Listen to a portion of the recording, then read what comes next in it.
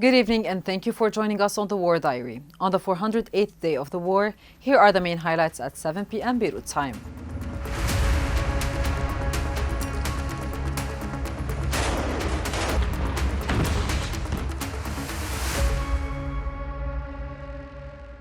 Hezbollah spokesman Mohammed Afif was killed in an Israeli strike on Sunday in central Beirut, which targeted the Lebanese branch of the Syrian Ba'ath Party. The strike was confirmed by Ali Hijazi, Secretary General of the Lebanese branch of the Ba'ath Party, according to the official national news agency. Lebanon's health ministry reported that the strike resulted in 1 death and 3 injuries. The toll remains provisional as rescue teams continue to remove rubble from their site in Ras al-Nabah, an area near the French embassy and university.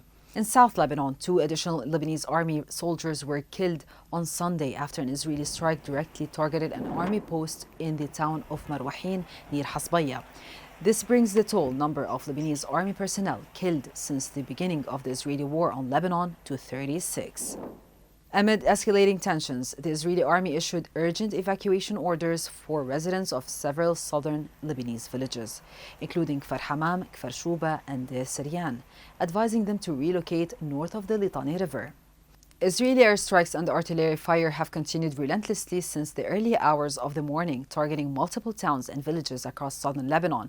Israeli jets carried out heavy strikes on Melkiye, near Deir Enoun, Ras Al Ain, Ermediye, and Shabriha. Artillery shells hit areas including Betoliye and Zibqin in the Tyre region. A shell hit a poultry farm in Marwahin, killing a Syrian worker and his wife and injuring another, who was transported to Hasbaya Governmental Hospital. Rescue teams recovered 3 bodies from the rubble following an Israeli airstrike on Shabriha earlier today. Homes were destroyed in Zawfar, Sharqiya, Khiem, and the Biqa towns of Qasr and Saghmar. A strike on Arab Salim razed a house, killing 7 family members. In a series of early morning strikes, Israel also targeted several areas in Beirut's southern suburbs. For the second time on Sunday, the Israeli army issued evacuation calls for residents in 5 adjacent buildings in Har Tahrik. Additional evacuation orders affected areas behind the municipality near St. Joseph's Church and in Jamus. An hour later, Israeli warplanes launched a strike near Sayyidat al-Najat Church opposite St. George's Hospital in Hadath, severely damaging the church and surrounding buildings.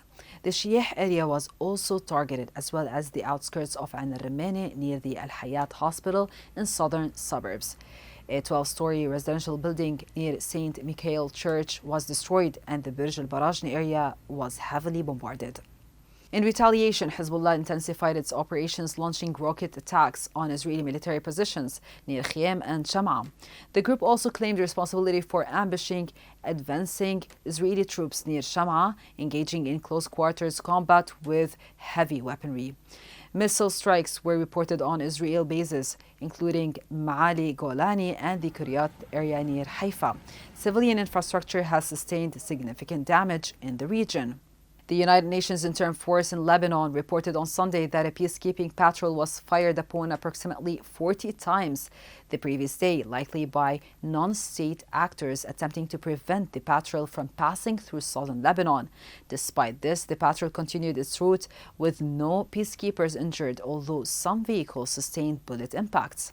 In Gaza, the Israeli army carried out several strikes near Beit Lahia in northern Gaza, with Gaza Civil Defense reporting that 1 strike hit a residential building, killing 30 people. The health ministry in the besieged strip reported that at least 43,846 people have been killed in more than 13 months of conflict.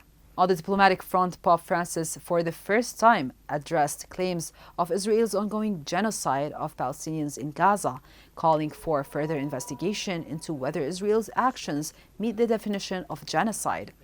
Additionally, hundreds of cultural professionals, including archaeologists and academics, petitioned the United Nations to protect Lebanon's cultural heritage ahead of a critical UNESCO meeting in Paris. Israel, on the other hand, condemned the UN for what it described as anti-Israel fabrications after a UN committee stated that Israel's actions in Gaza could be considered genocide. That's it for today's recap. Join us tomorrow for another recap. Until then, stay connected on our website www.thisisbeirut.com.lb and on our social media platforms.